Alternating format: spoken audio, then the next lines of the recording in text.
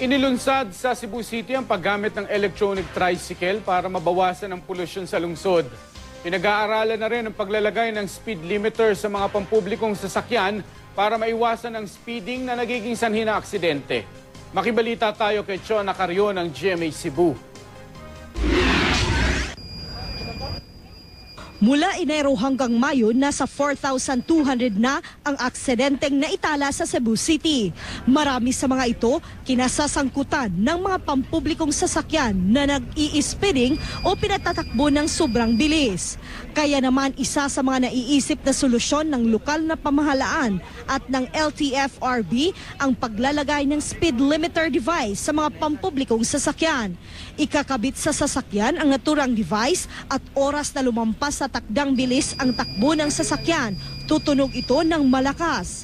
Kapag narinig ito ng mga pasahero, pwede silang magreklamo sa mga traffic enforcer. Madali rin daw itong maririnig ng mga traffic enforcer dahil malakas ang tunog ng speed limiter. At least magmatngo na gud ang mga driver because na-monitor na gud ang ilahasang kwan. So it's this one of the mechanism lang nga makatabang pod nga makaibaw pod ang tanan nga pasahero. Dako sa ikatabang, no? Dako sa ikatabang, gani na kaistorya na sa LTFRB karon. So ang proposal is adto lang i-implement sa mga bus. So hopefully unta mao po ni gamito nato sa mga PUJ o taxi. Pinag-aaralan na ng LTFRB kung gagawing requirement sa pagguha ng prangkisa ng mga pampublikong sasakyan sa Cebu ang pagkakaroon ng speed limiter. Pero tutol dito ang ilang operator at tsuper.